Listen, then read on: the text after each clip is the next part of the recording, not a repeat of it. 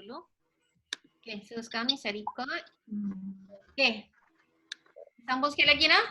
Tak apalah, kita biar you all kekenyangan dengan maklumat. Lepas ni pergi cari nasi kandar ke apa ke. Saya pun lapar juga ni. Tapi tak apalah, ni jihad lah kan. Okay, jihad ni. Okay, boleh kita sambung kerangka konsep. Boleh ke? Hello. Boleh. So conceptual framework ni, di mana kita nak letak kelas? Dalam bab berapa? Kalau dalam kita buat kertas projek, bab 1 ke, bab 2 ke, bab 3? Bab 2. Ya? Bab 2. Biasa kita akan letak di hujung bab 2 atau di hujung bab 1.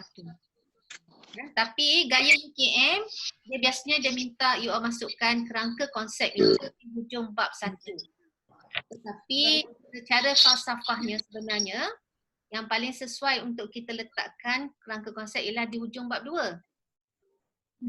Okay, kenapa kita kata kerangka konsep ni sesuai untuk kita letakkan di bab 2 walaupun dalam gaya UKM kita letak di bab 1.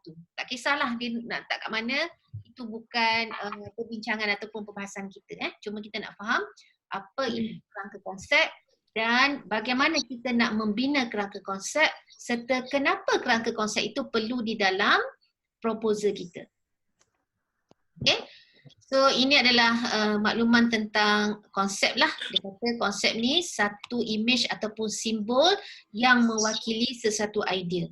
Konsep Okay, yang ni saya sikit lah, tak ada apa sangat ni. Manakala teori pula ialah, apa teori kelas? Dia adalah satu set of interrelated concept. Konsep tadi macam idea kan? Betul? Konsep adalah idea, tetapi sesuatu idea itu boleh naik pangkat menjadi teori apabila dianya disusun dan diperlihatkan hubung kait antara idea-idea itu dan disahkan secara empirikal. Apa maksud sesuatu idea itu disahkan melalui empirikal kelas? Ulas sekali lagi Puan. Idea tersebut boleh menjadi teori apabila idea itu disahkan secara empirical. Apa maksud idea disahkan melalui empirical? Cara yang empirical. Boleh sesiapa nak try, nak cuba? Empirical ni maksudnya kita buat kajian secara sistematik lah. Ingat tak semalam kan dalam slide saya, ciri-ciri penyelidikan dia adalah sesuatu yang empirical, betul tak? Maksud empirical adalah apabila kita melaksanakan kajian dan kita dapatkan data secara bersistematik dan terancang. Sebab tu perbincangan dengan makcik melah sebelah rumah sambil jemur kain tu tak boleh dikira sebagai kajian empirical. Sebab kita hanya bercakap secara spontan tanpa kita secara systematically kita rancang. Boleh faham So, teori dengan konsep sangat berkait rapat di mana konsep adalah satu idea tapi boleh jadi idea itu tidak tested. Tetapi dalam teori, idea itu, konsep itu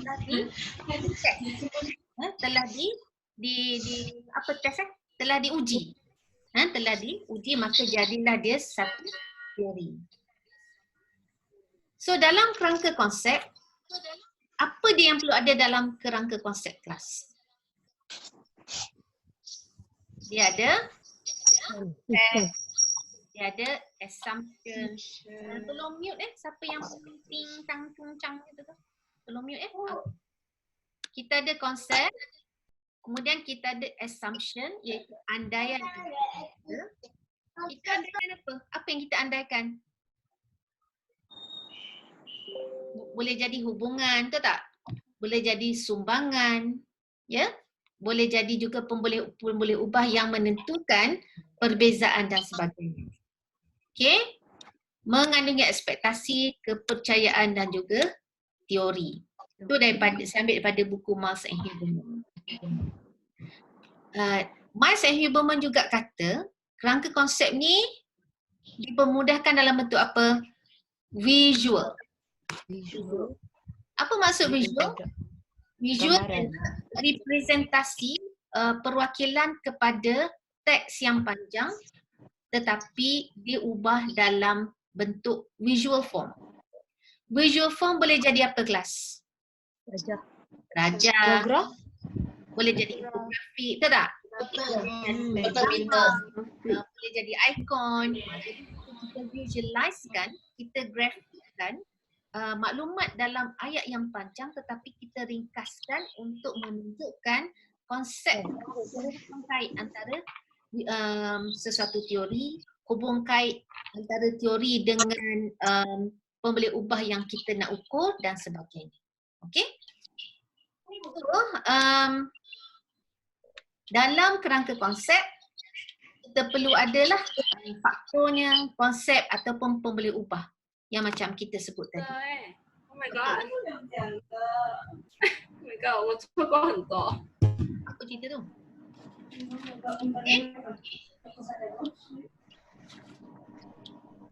Okay, ini perbezaan ada juga pernah yang kita sebut ialah tentang conceptual framework ataupun kerangka konsep. Tapi mungkin you all pernah jumpa juga apa yang dikatakan sebagai theoretical framework, 那你不能咩？ kerangka teori. Ya, apa beza antara kerangka konsep dengan kerangka teori, kelas?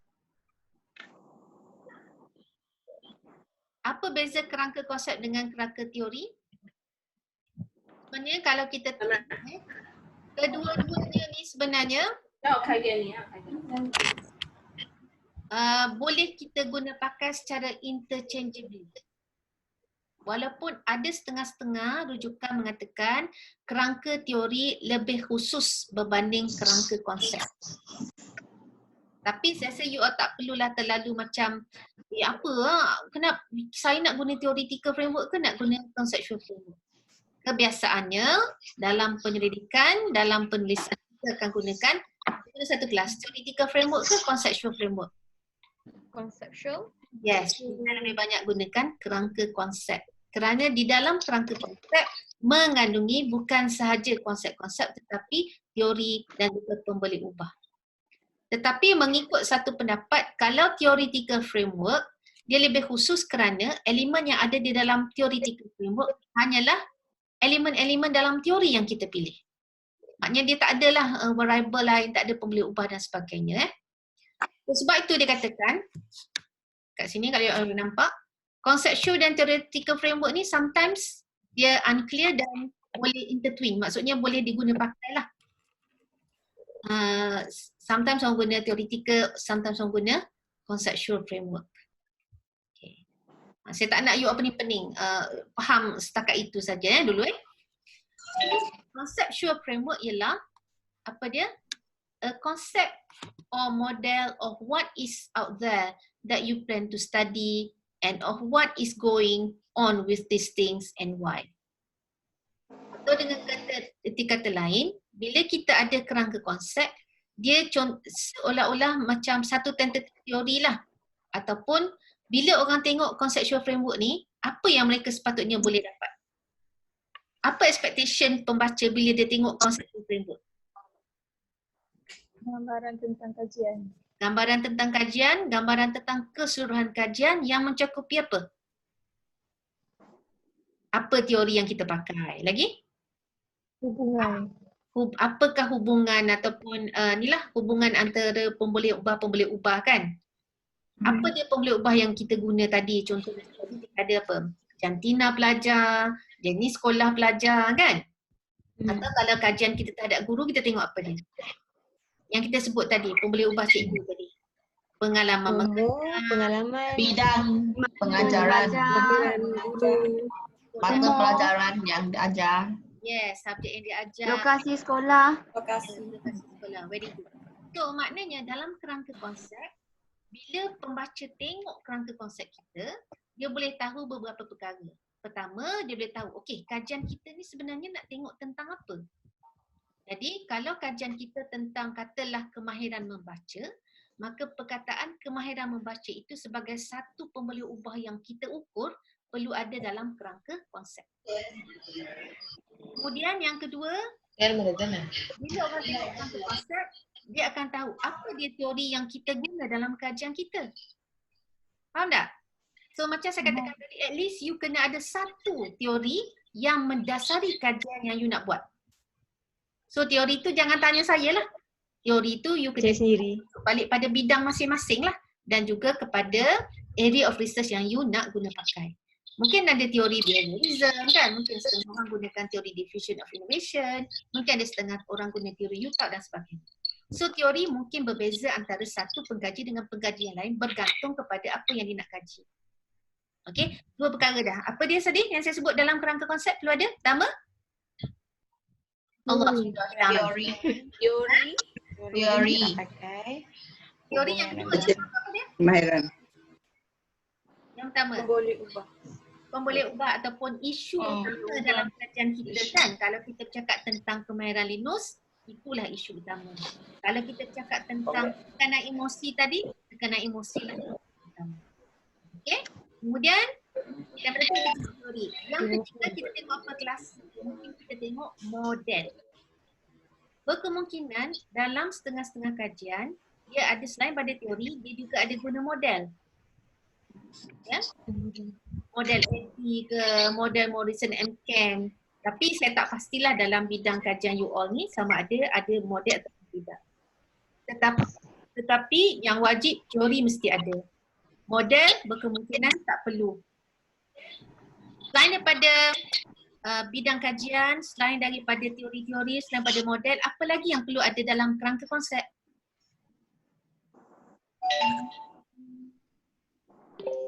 Perlu ada pemboleh ubah. Pemboleh ubah. Macam tadi kan, kita sebut jantina dan sebagainya. Okey, sekejap. Okey. Tengok contoh yang ni. Ini adalah kerangka teori. Kenapa kita katakan ini sebagai kerangka teori? Kerana keseluruhan elemen yang ada dalam rajah ini kelas merupakan elemen-elemen yang ada dalam teori Rogers, Diffusion of Innovation. Rogers dalam communication channel dia kata ada 5 tahap proses yang perlu dilalui oleh seseorang pengguna inovasi sebelum dia buat confirmation sama ada dia nak terus guna ataupun dia nak meninggalkan inovasi itu. So kesemua yang ada dia ambil daripada teori itu semata-mata. Jadi dia jadilah kerangka teori. Ada tak pemberi ubah guru ke pengalaman mengajar? Tak ada kat sini kan? Kerana kita ambil totally daripada teori Rogers. Tapi cuba tengok kat sini. Apa yang you nampak kat sini? Ini adalah kerangka konsep ya, kerangka konsep. So kerangka konsep dia sebenarnya kajian ini dia menggunakan kajian identiti. So ada teori identiti di situ. Cuma dipecahkan dalam identiti ada 4 jenis, personal, professional, learners identities dan juga members identity. Dan di bawah personal ada pemboleh ubahnya. Ada umur, ada jantina, ada status pengalaman, ada pekerjaan. So ini adalah pemboleh ubah yang didasari oleh apa? Teori. Teori apa tadi? Teori identiti. Begitu juga dengan professional identity, adanya pengalaman kerjaya, ada pengubatan, ada komitmen, ada motivasi and so on so forth. Sampailah kepada identiti sebagai pelajar dan juga identiti sebagai ahli dalam community. Tak apa, you all tak faham tentang teori ini, tak apa. Yang penting saya nak menunjukkan bahawa contoh dalam kerangka konsep ini kita nampak ada satu teori dan ada pemboleh ubah. Dan kemudian ada juga dalam kotak tengah ni dia ada apa? Kaedah pelaksanaan komuniti bagi aliran terkini dalam pengajaran sumber dan teknologi maklumat. Ini sebenarnya saya ambil daripada tesis sarjana master saya. Dia buat kajian tentang, dia melihat tentang komuniti pengamal ataupun komuniti praktis dalam kalangan pelajar-pelajar sarjana sumber dan teknologi arus perdana. Dia juga nak mengukur kaedah pelaksanaan apakah yang membangunkan ataupun menyumbang kepada sorry, tolong mute siapa yang cakap yang tak relevan tolong mute.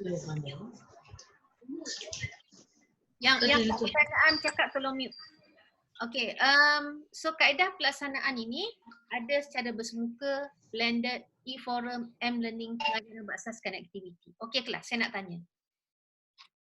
Adakah bila kita masukkan kaedah bersemuka, kaedah blended learning, e-forum, M-learning, pengajaran, adakah kesemua ini perlu diukur dalam kajian kita? Perlu. Atau saya ubah sikit soalan, boleh tak kita masukkan sesuatu yang kita tidak ukur dalam kajian dalam kerangka konsep kita? Boleh. Boleh kan? Jawapan dia tak perlu. Maksudnya, tak apa, you dalam proses belajar kan? Maknanya, whatever that you put into your conceptual framework must be something that you will. Faham tak? Jadi, Kenapa tak dengar lah doktor? Tak dengar. apa juga yang saudari masuk di dalam kerangka konsep hendaklah sesuatu yang dilakukan dalam kajian masing-masing. Kalau kita masukkan teori yang kita tak guna dalam kerangka konsep, maka kerangka konsep kita ni tak betul. Sebab apa? Sebab kerangka konsep ni sebenarnya adalah gambaran kepada pembaca tentang keseluruhan kajian kita. Kalau kita masuk teori yang tak kita guna, buat apa kita nak masuk? Ya, betul. Okay. So apa yang kita ukur, maksudnya kalau kat sini umur, jantina, status perkahwinan, pekerjaan, pengalaman kerjaya, pelibatan dan kerjaya, komitmen, semua ni adalah diukur. Kalau kita tak ukur, maknanya Jangan letak. kita jangan letak. Okay, faham eh? So maksudnya, apa kesimpulan yang perlu dimasuk dalam kerangka konsep? Teori, Teori, boleh ubah. ubah, Model teori. mungkin model, Bidang kajian. Model. bidang kajian, ataupun whatever pendekatan yang kita gunalah. Katalah macam cikgu nak buat macam pelajar yang lemah matematik kan. So mungkin cikgu nak menggunakan pendekatan augmented reality. Pernah tahu tentang augmented reality?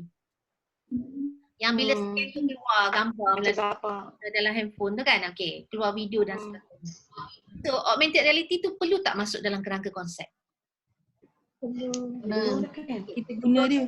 Contohnya kita nak guna penggunaan okey, saya bagilah contoh, kita guna kad lah kad bergambar. Kad bergambar tu perlu tak kita masuk dalam kerangka konsep? Perlu. Okey. Dan kad bergambar itu pendekatan apa yang cikgu nak guna dalam kajian? Bahan mata mengajar.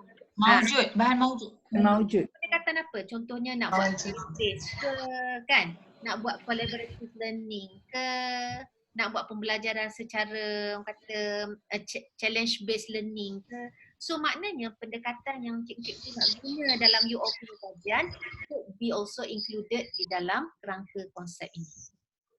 So maknanya secara ringkasnya kerangka konsep ialah ringkasan kepada keseluruhan proses dan juga teori-teori serta pemboleh ubah ataupun pendekatan yang penyelidik guna pakai semasa kajian ini dijalankan. So maknanya a summary of everything that has been included into your doing your research. Faham eh? Okay, good. So, dikatakan sebagai conceptual framework provides the structure and content for the whole study based on literature and personal experience.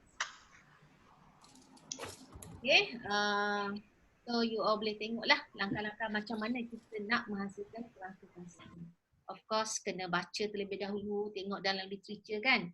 Sebab kita katakan tadi, bila kita buat literature review, apa yang hendak kita cari dalam literature review, apa di kelas? Apa yang kita cari dalam literature review? Kajian lepas yang sama dengan kajian kita. Of course, selain daripada tu kita tengok apa? Kita tengok apa dia kelas? Dah sebut dah tadi ni. Model, teori kan? Sebab kita mungkin tak adalah bijak sangat tiba-tiba lahir kita terus tahu teori ni. Kita mesti baca dulu kajian-kajian lepas. Kita tengok, oh kajian ni ada kaitan lah dengan apa yang nak tengok. Tengok teori apa dia guna? Barulah kita guna pakai juga teori itu dalam kajian kita. Tetapi mungkin bila dalam kajian ni kita tengok pula findings dia, dapatan dia. Kemudian pemboleh ubah apa yang pengkaji-pengkaji lepas telah guna. Jadi kita tengoklah mana yang sesuai kita pilih untuk masuk dalam kajian kita. Kemudian itu dikatakan sebagai look forget. Lompang kan? What has been known, what is not yet known. Apa yang orang dah buat, apa dapatan yang dah ada. Kalau orang dah buat, dah ada dapatan, dah ada jawapan, buat apa kita nak pergi research lagi? Tak? Maksudnya, ingat tak semalam saya kata kita buat research kerana dia adalah extension of others research. Kan? Kita takkan buat sesuatu yang sudah ada jawapan yang pasti, tapi sesuatu yang kita nak teroka secara lebih mendalam di mana kajian lepas tak cover. Okay, so lepas tu kita formulate lah kerangka konsep kita untuk kita memulakan perjalanan dalam kajian kita. Okay, ada apa persoalan? Itulah tentang konsep kalau saya nak permudahkan. Any question class? So far no. Baca Sima semua. Tak ada. Dah tepu dah nampak raya tu ha? Dah tepu sampai tak tahu nak tanya apa dah. Ya ke? Okey. Tak apalah, kita berhenti dulu setakat ni. So petang ni kita sambunglah sikit lagi ke? Ataupun Berapa doktor? siapa yang Petang ni pukul berapa? Pukul nak berapa? kita start lambat sikit, you all pergi tengah hari ni. Ya, tak ya. Ya? Tak payah So pukul berapa kita nak start balik? Ikut doktor. Kita ikut doktor. Okey. You all nak pukul 2.30 ke pukul 3? Doktor tetapkan je, kami ikut je. Yang lain? I follow. Boleh ke follow? I boleh. Ya. Okay. So kalau macam tu, kita start dalam 2.40 boleh? Ya. Sebab saya pun nak Pukul masak berapa? ni. Dalam 2.45 Okey. kita nak masak. 45. Pukul berapa doktor? 2.45. 245. 245. So, Okey. 245. okay. So kita sambung lagi lah sebab banyak lagi nak kena cover ni. Saya rasa takut tak tercover kan? Ya. Okay, alright. So terima kasih banyak-banyak di atas kehadiran semua. Thank you doktor. No problem. Thank you doktor. Itu juga. Terima kasih. So jumpa lagi pada jam 2.45 petang ini. Okay, Okay, selamat bye. dan jangan lupa makan. Bye. Salam Makan. Hai, Assalamualaikum. Okay, thank you doktor. Bye, doktor.